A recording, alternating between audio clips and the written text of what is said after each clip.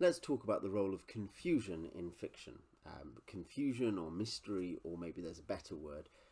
But this was a video that Bookborn did on her channel just the other day, and the basic idea was we get confused when reading books, and sometimes that's a good thing, and sometimes it's a bad thing, and there are different ways that that confusion works, and there are different reasons it happens. Maybe it's just that the book isn't very good; it's very confusing and contradictory. You know, on page one, it's Jimmy who is the champion baseball player, and on page 15, it's Annie, and you're like, I thought this book was about Jimmy, not Annie, but that's just a bad book, isn't it? Maybe is that we have the wrong expectation. We go in expecting a book to be very strong on particular characters or to have a very particular kind of world building, and then it turns out it's Malazan, and it's a very different kind of book to what we expected. But once our expectation shifts, we have a more enjoyable time of reading it. And maybe the confusion or whatever is intentional and part of the process of understanding the book. So it's not a kind of unintentional idiotic mistake, but something that the author has put there on purpose. And some good examples of some of these causes of confusion, Bookborn actually does mention the Broken Earth trilogy by N.K. Jemisin. Now, basically, a bad example of confusion for many of us is the second two books in the trilogy, which I still enjoyed, but there was just some stuff wrong with the kind of either the coherence of the world building or the explanation of it. There are sections where you're reading it and you think, I don't really get how that connects to the other stuff I know about the world, and I don't think I'm going to find out. On the other hand, the first book in the trilogy, the fifth season, is a great book. It's a genuinely really good book. It has a structural mystery that does alienate some people, but is actually really interesting, and you're initially like, what on earth is going on here? But as the book unfolds, you start to think, wait a second. And the structural mystery resolves in a very satisfying manner. So the fact you're confused is part of what makes the payoff all the more satisfying. So I think that fiction, including often, maybe particularly speculative fiction as well as modern literary fiction, is very often improved by structural or stylistic or genre decisions that may initially confuse us, but the confusion here is a good confusion. It's part of a journey to aesthetic enlightenment. It's not a bad confusion, if you know what I mean. And I think there's a few types of confusion that I enjoy in a book. There's, let's call it the actual mystery type of confusion. You know, that there's just a mystery to be solved and you don't know what's going on. You know it's a mystery, you know it's confusing, so there's a kind of a genre decision there. There's the structural mystery, where the way the book is structured or the way the plot develops is alienating if you don't realise that you're meant to be piecing together what's going on, or at least wondering what's going on. But you know, it's the structure of the book rather than the genre of the book, and fifth season is a good example of that. And then there's the I'm drowning but I'm enjoying it kind of confusion, where somehow it's just the immersive experience of not knowing what's going on that's part of the fun. I'm going to give some examples of novels that fit each of these subcategories I've made up. So, you know, mystery novels here is not speculative fiction, but it's Agatha Christie. Mystery novels in general are obviously an example of mystery confusion. You're constantly being misdirected, you don't know what's happening, you thought it was this person but he can't have done it, but maybe the solution is that he did do it via this marvellous means. And I think that's a really obvious example of it, but that is a subgenre that is ported into speculative fiction fairly often. So for instance, Shadows of Self, Brandon Sanderson. In fact, the whole second era, he always likes mystery, Sanderson, but the second era of Mistborn really emphasises mystery. And Shadows of Self has a really satisfying thing about what on earth is going on with the villain. Who is this mystery villain? Why are they acting like they are? What's the motive? What's their identity? And there's layers to that. So that's pretty typical detective procedural. Another example would be the Rivers of London series by Ben Aronovich, which is literally just detective procedural but with wizards. And it's pretty good fun.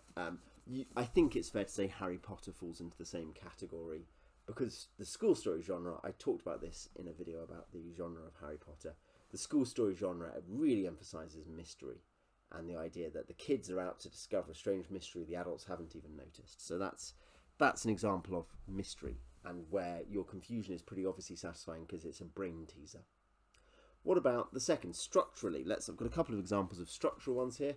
Fifth season already has a structural mystery, which resolves in a very satisfying way and is executed really well.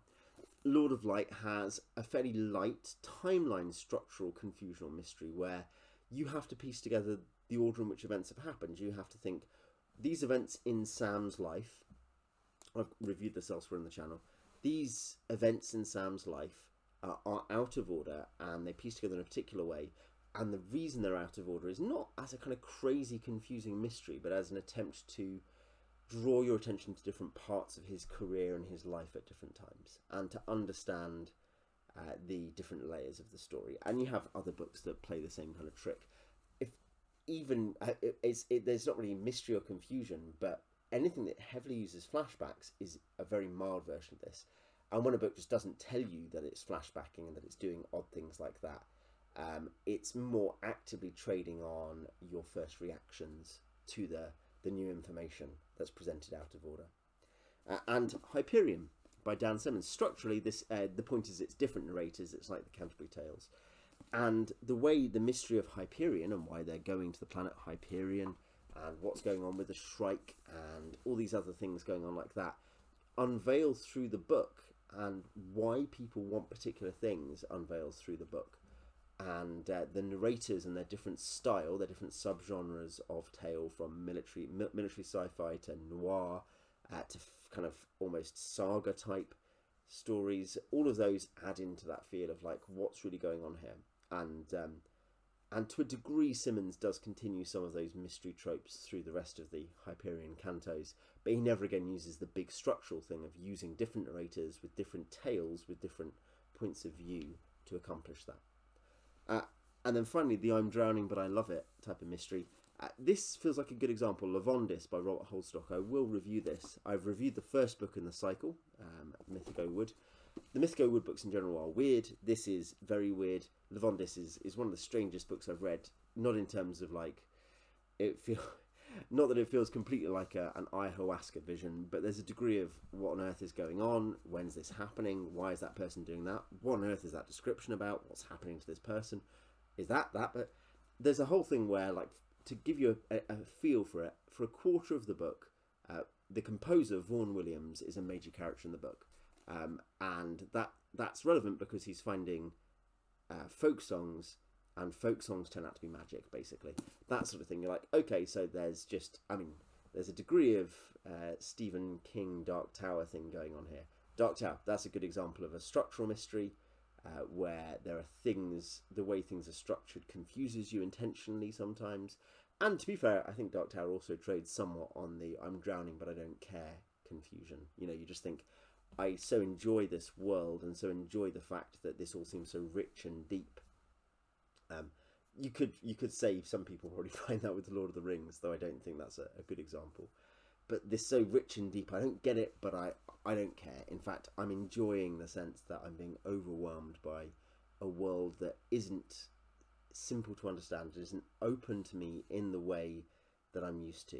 It requires more effort, it requires more chewing over. So those are some examples of confusing books that are confusing in a good way for different reasons. And I think it'd probably be fair to say, if someone said to me, put it this way, if someone said to me, Owen, I think 50% of all great books are kind of confusing and weird on purpose, I would find that a believable figure. I wouldn't think that was an outrageous or exaggerated figure.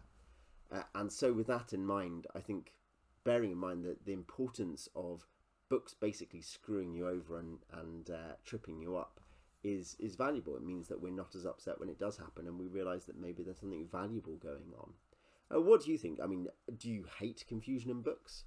Do you hate reading a book and being like, I just want to know the A to B's here? Is it that you really like particular kinds of confusion in books? What confusing books do you enjoy? Tell me in the comments, and you watch Bookborn's original video as well if you like. Until next time.